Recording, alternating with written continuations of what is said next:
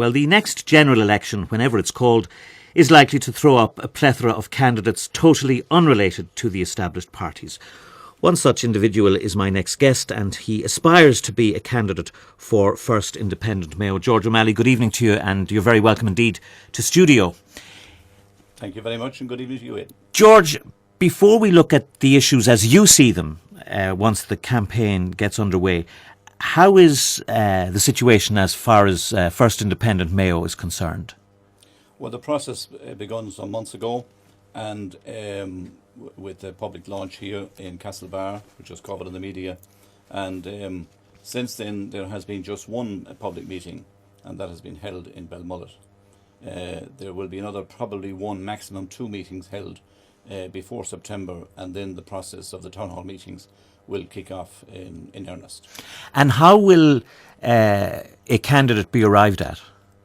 It will basically be the people. As you know, the approach is a US caucus style approach. The people that will attend, that will come to the town hall meetings, will actually register their support or otherwise for a particular candidate or candidates. And in that way, there will be a convention which will produce the selected candidate or candidates after the town hall meetings are completed. And to date, what's the reaction within the general population to this type of political movement? It's very good. People recognise it as a way and an opportunity for them to actually event the concerns and the issues which they have in their particular area. So in that respect, it's very good, and they do engage with all we can go on is the meeting in Belmullet, in the Aidan area, but they certainly did engage with us. Very good. Now, once this campaign is launched, whenever it might be, and the likelihood now is I think it'll be in the early part of next year, what do you see as the principal issues that will dominate political discourse over the course of the 3 or 4 weeks of the canvass? Well, I believe that probably the most important issue that should exercise the minds of the electorate is this whole question of Ireland's relationship with the UK and with the EU, and that in the context of what's going to happen in the UK, whereby the current government is going to hold a referendum on an in-out basis of the EU as it stands. Now that has huge implications for us here in Ireland. It has huge implications for the farming community. You will remember that when we joined in 1973, the core argument which was presented to the people by all the parties at the time was that the UK was going in because of our trade links with them, that we had to go in. Now, I hear very little by way of discussion or questions being asked now in relation to what we should do in the event of the UK deciding to pull out. I hear less by way of discussion as to how we should approach this, what sort of discussions we should have with the UK, and that's worrying. That certainly is, as I see it, a number one topic. And it's a very important topic, and particularly if the United Kingdom actually vote to leave the EU. But Cameron himself has already begun his negotiations now with the various member states, the other 27 member states. He's already met all of the leaders of those other 27 member states, and there's no doubt in my mind but that those member states will probably go a certain way of the road with him in order to appease his requirements.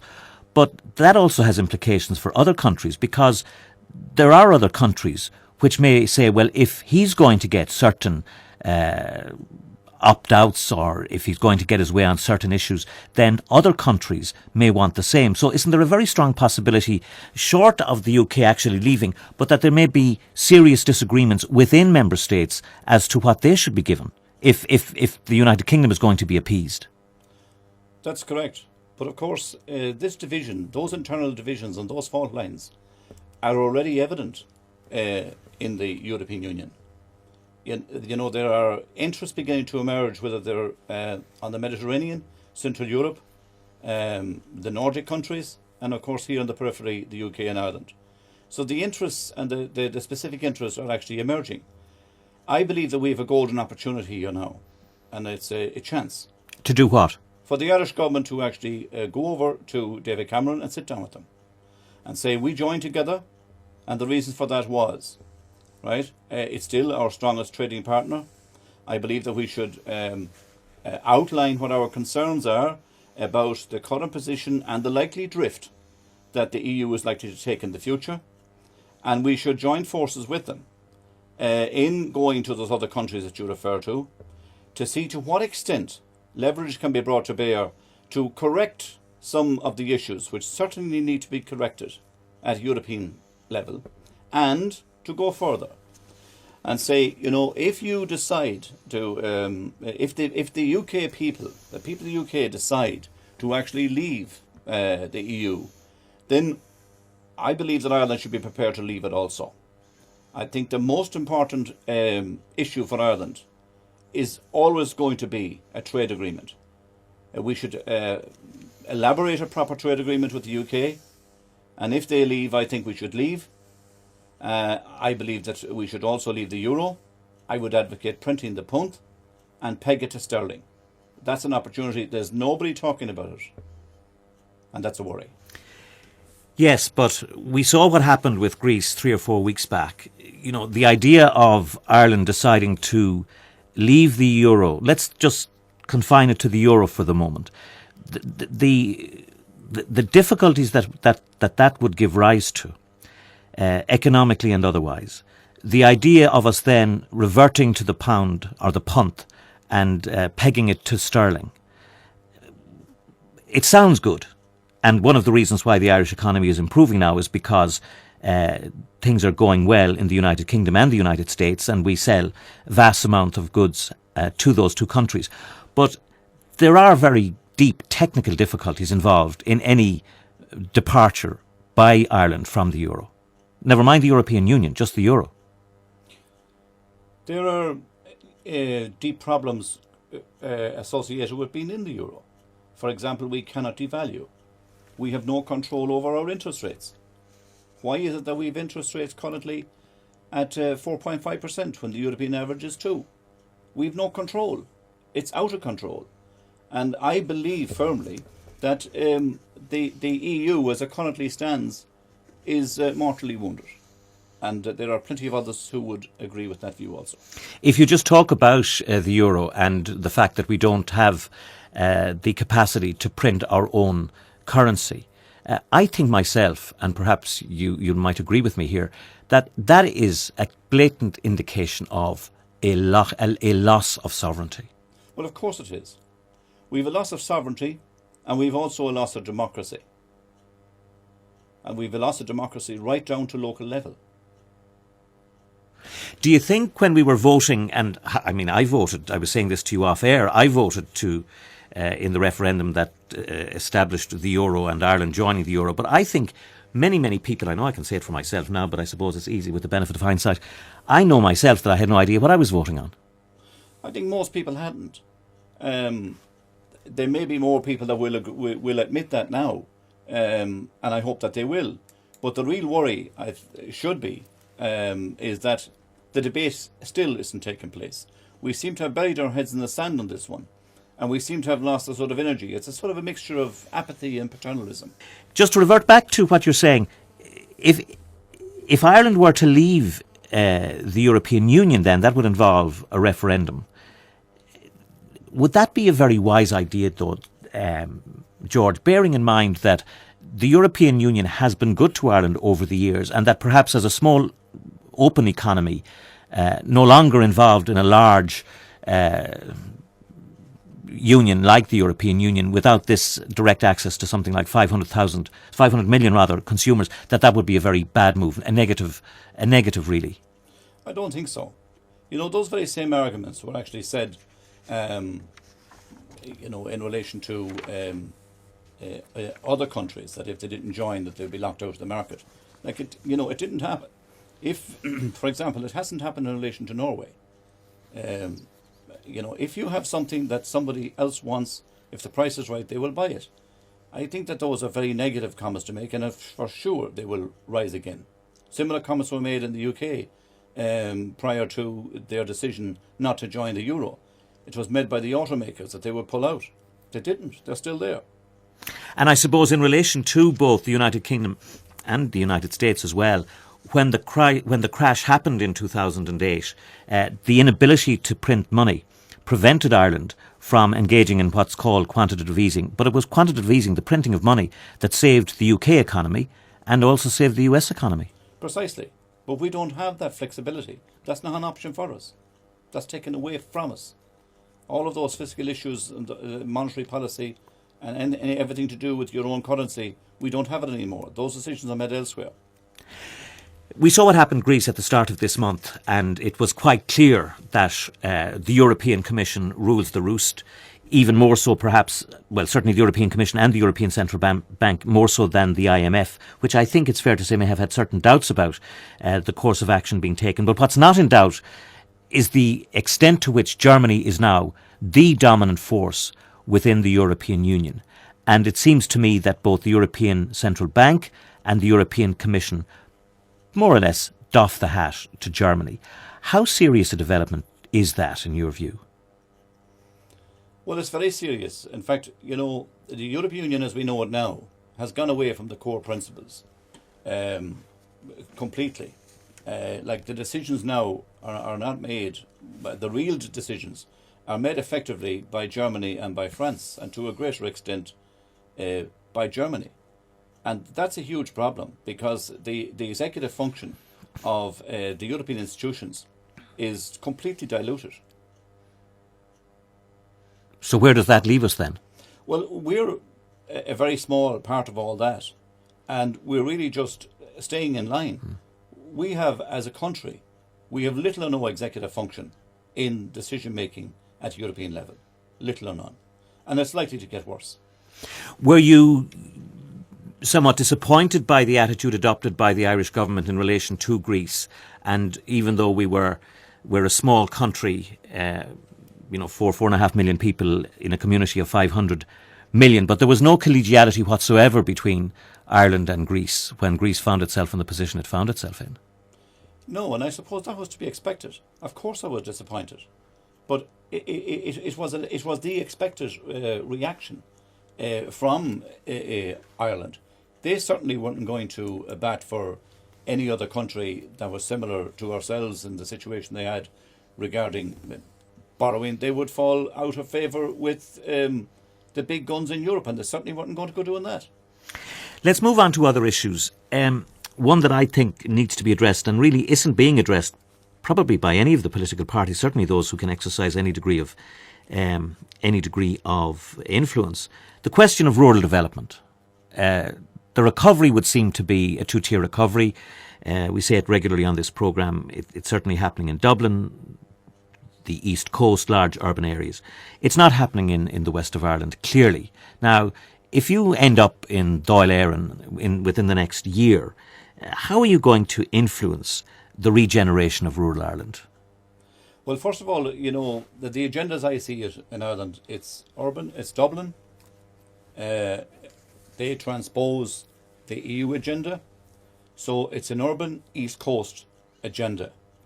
Rural Ireland and the west of Ireland is another place. It's neglected and it will continue to be.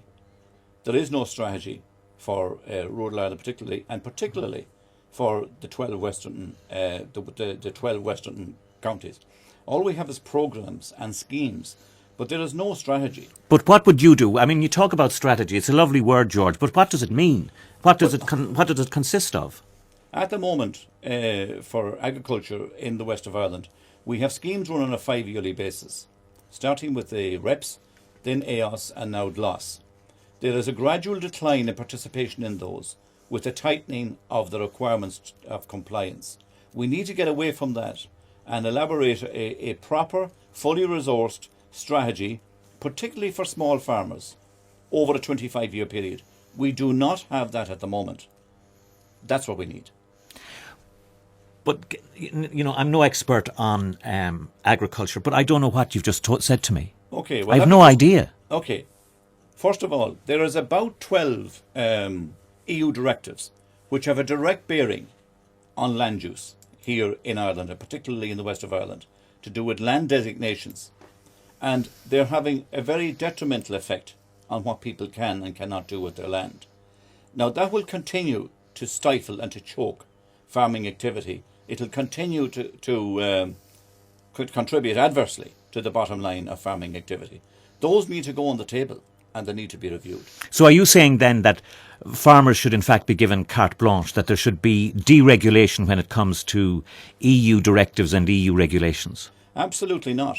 But the areas that are designated and the scope, the extent of them, are much too large.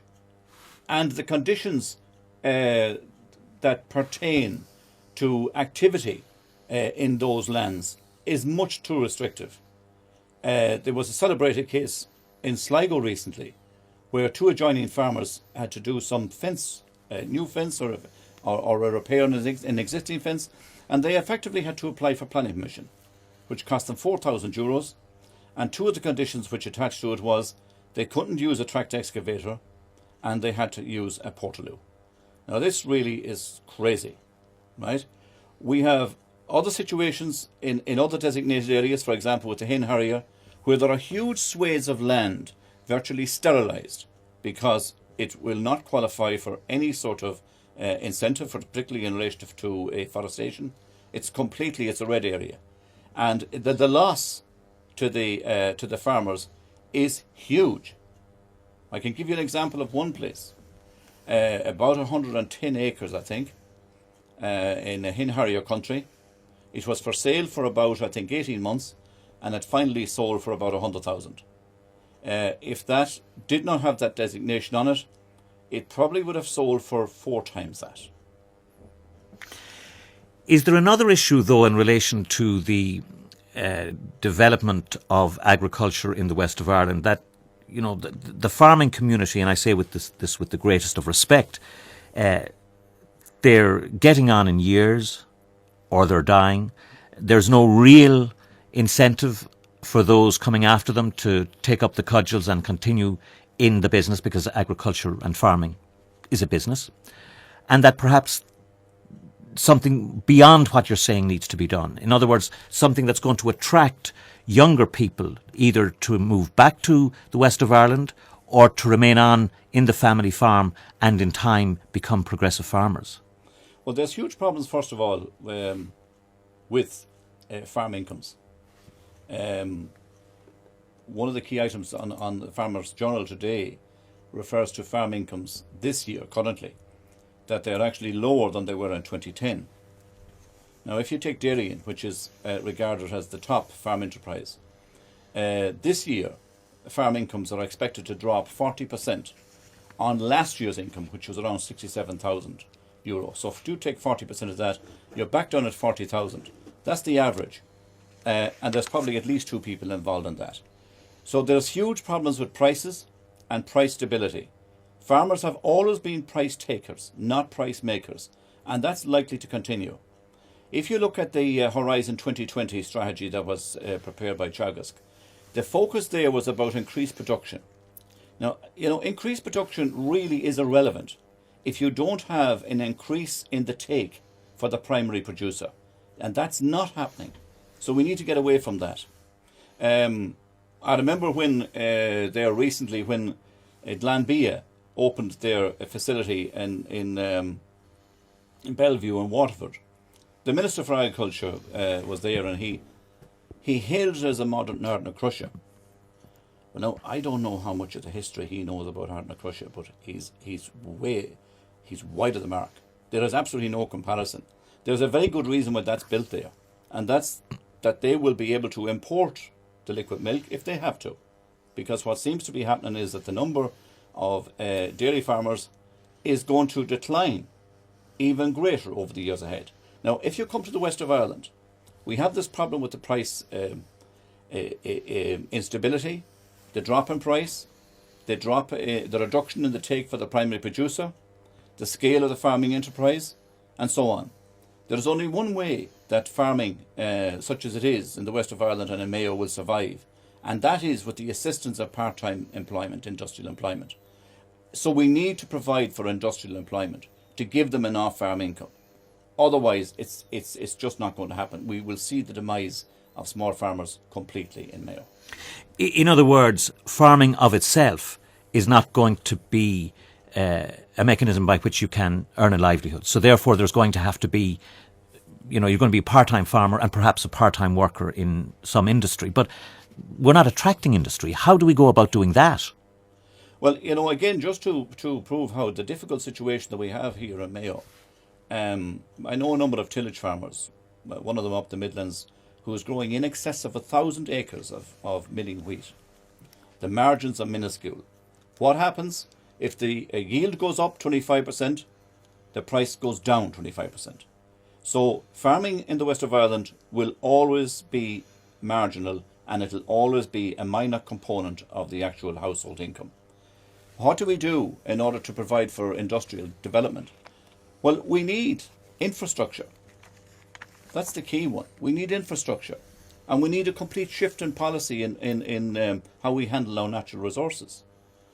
For example, if you look at the road out of Ballina onto the N5, it's like that for as long as I remember. And I don't know how anybody as a public representative can sit in the same company as executives from the likes of, say, Coca-Cola and not hang their head in shame at the condition of that road. I believe, for example, that Google came and looked at Killala as a potential site because we have the landfall there, the fibre optic cable, and they just walked away because of the actual state of the infrastructure. So we need to correct that. That involves substantial capital expenditure. Where is it coming from? Well, increased taxes? Look, we have the fiasco of Irish Water.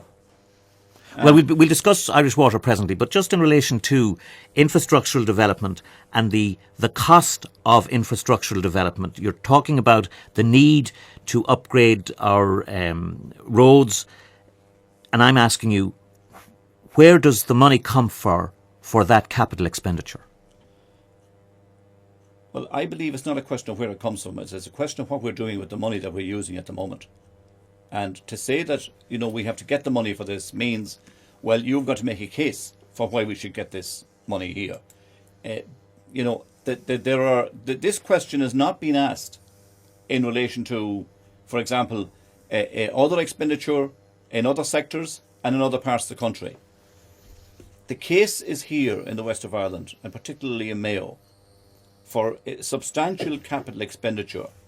And if public representatives don't see that, we have a huge problem. But surely they have to see that. I don't think that they care. I think that there are decisions made somewhere else, that there's a certain level of abandonment going to take place. If you take our own county here, you could draw a line from Westport to Ballina and look north of that and see what's going on.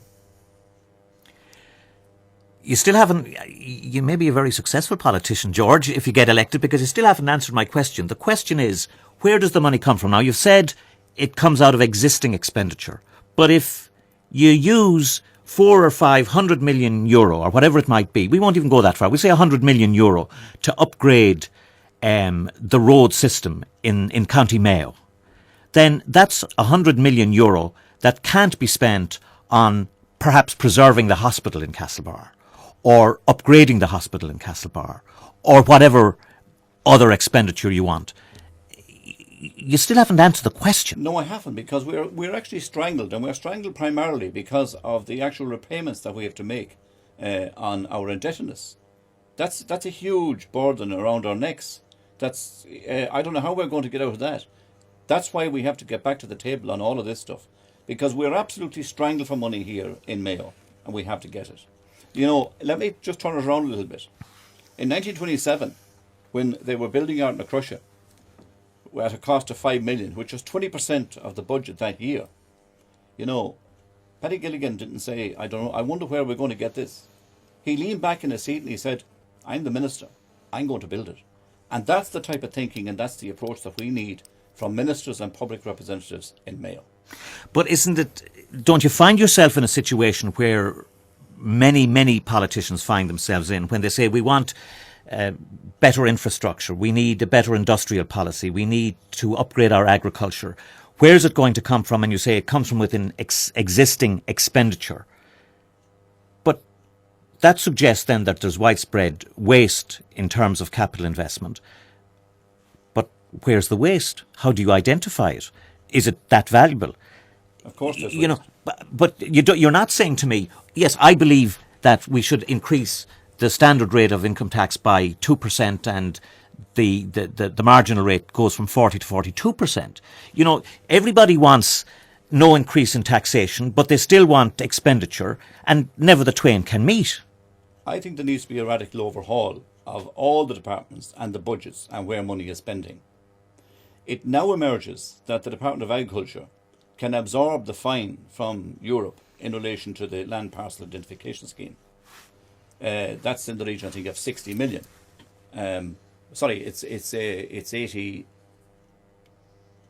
It's 80. It's 80. I think it's 86. It's about 21.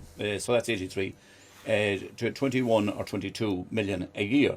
It can absorb it. If you look at the other departments as well, there is huge wastage of money. There's huge wastage inside in the HSE. So I think we need to look at all the budgets and get this money that we need here for the West. And I don't think it's a huge problem. I don't support the idea at all that we have to increase taxation in order to do what needs to be done in the West. That's a bit like saying you must justify where you're going to continue to live and survive here. George, before we move on to the news in about 30 minutes' time or thereabouts, there are a number of other issues that I do want to address with you. The issue of Irish water, the decision yesterday by Eurostat that Irish water has to remain on the Central Exchequer balance sheet is just, it would seem to be another nail in the political controversy that is Irish water. Can I ask you, first of all, your own attitude to water charges and then what needs to be done in the context of the bigger picture of Irish water? Well, you know, first of all, I believe that we have to pay for all the services we have, right? But this has been presented in a way that's making it very difficult to argue the point. Here's my question. Up until Irish Water was actually set up, this service and sewage treatment, this was the responsibility of local authorities. And my question is, what were they doing with the money up until the establishment of Irish Water?